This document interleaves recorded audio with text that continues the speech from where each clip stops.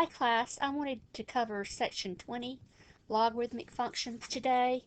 Our objectives are to convert between logarithmic and exponential form, evaluate logarithmic expressions, apply basic properties of logarithms, graph logarithmic functions, and use logarithm functions in applications.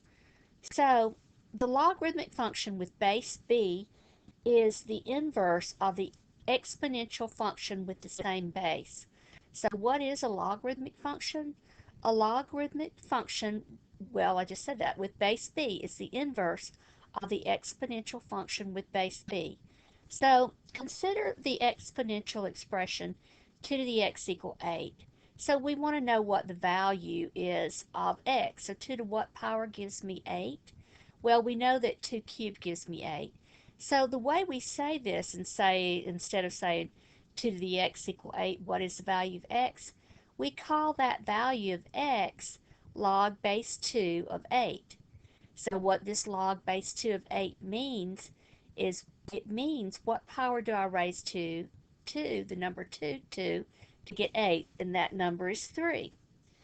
So the definition of a logarithmic function: if x and b are positive real numbers such that b doesn't equal 1, then y equal log base b of x is called the logarithmic function base b, where y equal log base b of x is equivalent to b to the y equal x. This is very important to understand. These two statements mean the same thing. This one is called the log form of the statement, and this one is called the exponential form of the statement. So given y equal log base b of x, the value y is the exponent to which b must be raised to obtain x. So b to the y will equal x. The value of y is called the logarithm. The value of b is called the base, and x is called the argument. The expression y equal log base b of x and b to the y equal x both define the same relationship between x and y. The expression y equal log base b of x is called the logarithmic form, and b to the y equal x is called the exponential form. This is the key to understanding logs. Okay, so like I said before, this is the key, that y equal log base b of x is equivalent to b to the y equal x. So in this example, I want to write each equation in its exponential form. So right now it's in its log form. So to rewrite, I take the base and I raise it to the exponent and set it equal to the argument. And this is true. 4 squared equals 16. So log base 4 of 16 equal 2.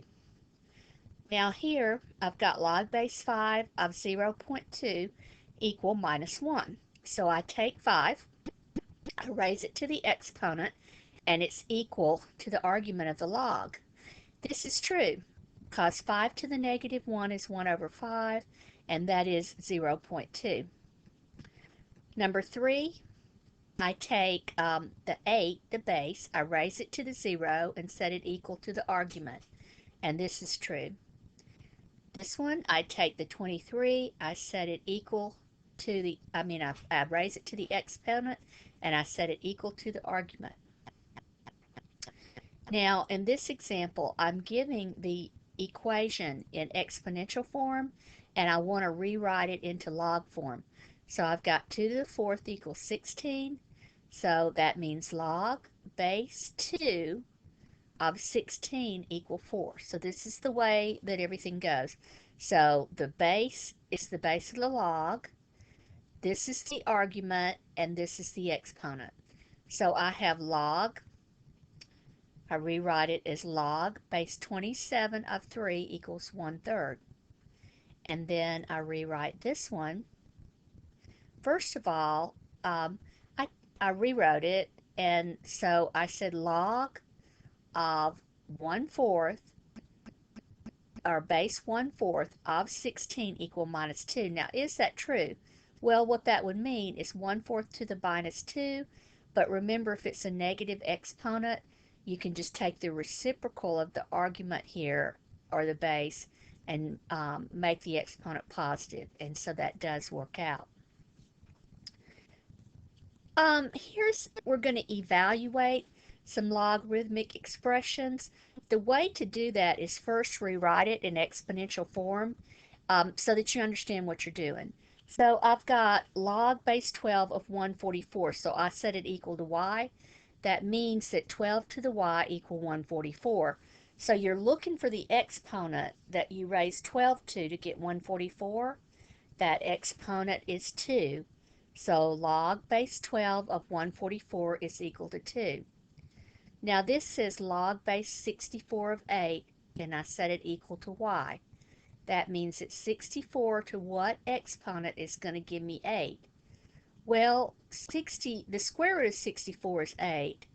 So that means the square root means the 1/2 power. So 64 to the 1/2 equals 8. So log base 64 of 8 is equal to 1/2. Here we have log base 3 of 1 over 27 equals y. So I go 3 to the y equals 1 over 27. But 27 is 3 cubed. And so that's 1 over 3 cubed. But that's the same thing as 3 to the minus 3. Now when you get the exact same base, you can set the exponents equal. So that means y equals negative 3. So that's what the log is. Log base 3 of 1 over 27 equals negative 3. Okay. Now the common log and the natural log, the common log is base 10.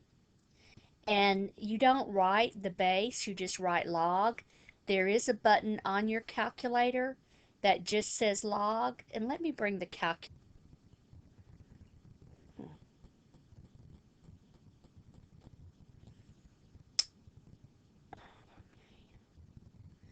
I'm not sure if I had the record button on or not, but on this page I may be saying this again. We want to use our calculator to find the approximate value. So we're just using the log button, which is the log base 10 on our calculator.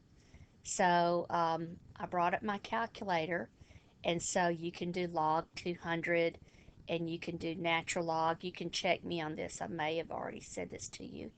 But when you get these values, you can check by, like in this case, you do log of 200 and you get this number. Well, that means that the base, which is 10, raised to the last answer. So to get that, so let me just do this again. So log of 200, and then that means that 10 raised to the, and then you can go second function and you can hit answer, and you should get the 200. So I was just going to take a picture of my calculator here if I can, and put it in your notes right here. Okay. And move it down a little bit so you can see it. And maybe make it a little bit bigger. Oh, yeah. Okay. Now,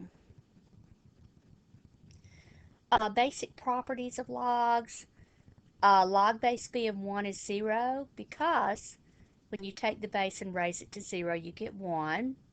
Log base b of b is 1 because b to the first power would give me b. Log base b of x, for any x, is going to be x, because what power do I raise b to get b to the x? That would be x. This one's a little bit weird.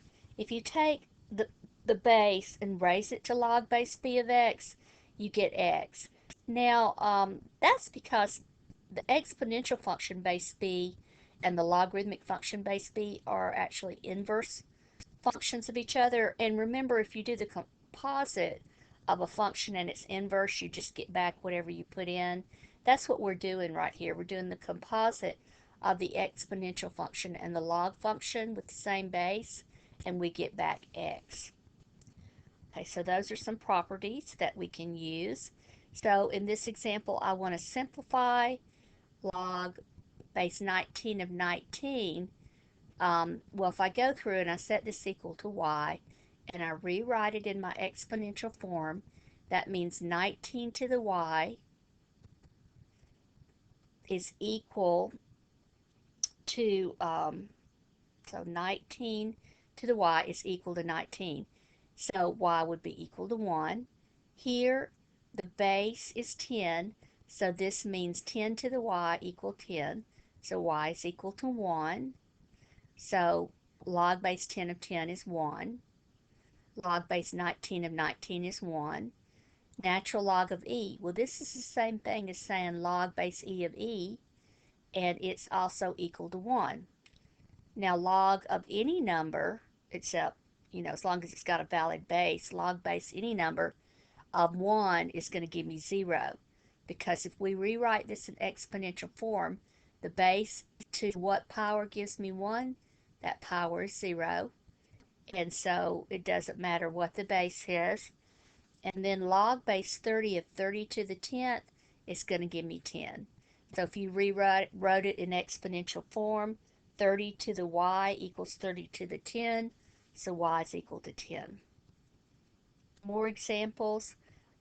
Natural log of e to the minus 12 equal what? Well, rewrite it in exponential form. E to the y equal, so the base here is e. So e to the y equals, this is the argument, e to the minus 12. So y is minus 12. 10 raised to the log base 10 of 14, that's going to, well, if you rewrite it in this form, the y is going to be 14. And this is because the 10 raised to the log base 10, that cancels each other out, and you just get 14. Same thing here, log, or 8 raised to the log base 8 of 5 is going to be 5. Okay, let's talk about the graph of a logarithmic function. To graph it, let's rewrite it in exponential form and select values for y. So remember, this is log form and this is exponential form. And then we're going to pick values for y. So I'm using this equation right here. I pick values for y like 0. So that would mean that x would be 1, or 1, x would be 3. If y is 2, x is 9. If x is if y is minus 1, x is 1/3.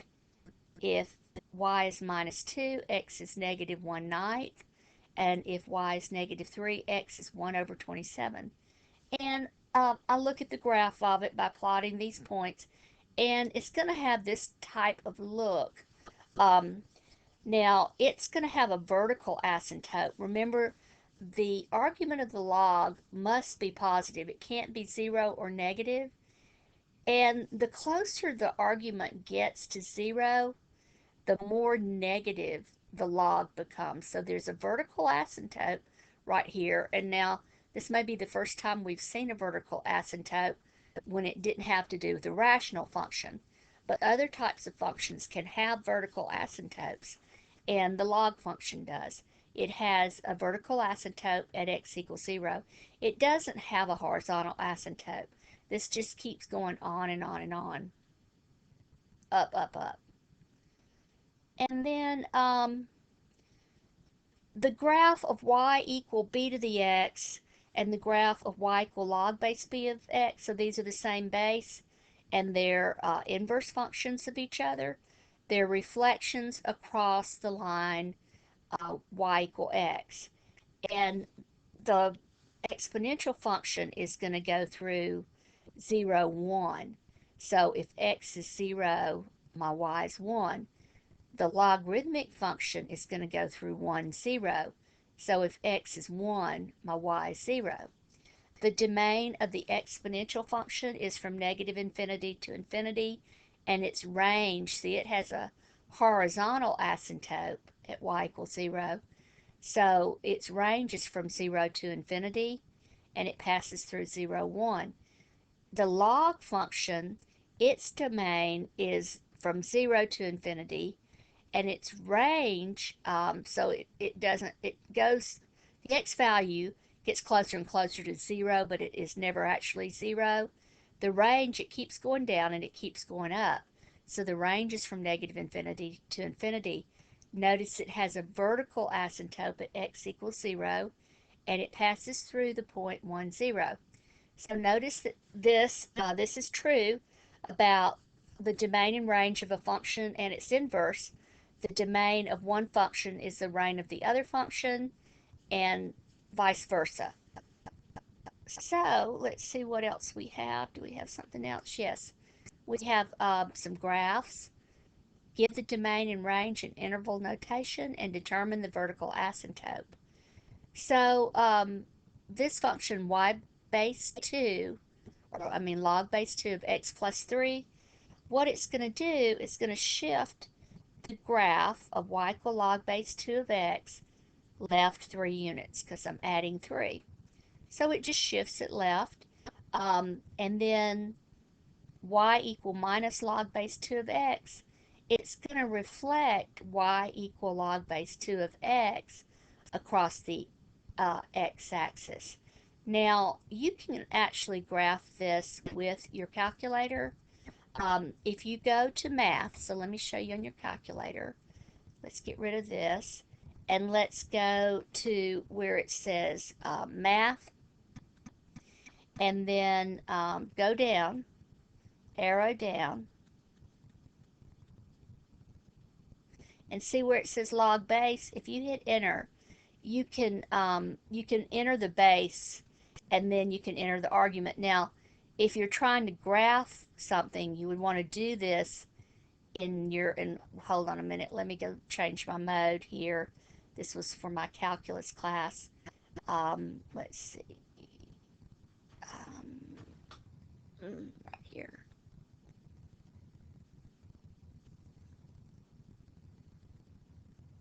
Okay, let me go to my y equals screen and clear this out. So, say I want to graph y equals log base 2 of x plus 3. So I'm going to go to my y equal, and then I'm going to go to the math screen, and I'm going to scroll down until I see the log base, and then I'm going to enter for that. The base here is 2, so I'm going to put in a 2, and then I'll arrow up to the argument place, and I'm going to go x plus 3. And then I'm going to hit enter or graph, and it looks like this. So remember, it got shifted left 3 units, and it has been shifted left 3 units. So this is what it looks like now. If that's the y-axis, gets shifted left. So we have the vertical asymptote. So for the range, what's in, or for the domain, what's inside here must be positive. So x plus 3 has to be greater than 0. The x has to be greater than negative 3. So the domain is from negative 3 to infinity. The range would be from negative infinity to infinity. So that concludes today's lesson on logs. I hope that you can do your homework now on logs.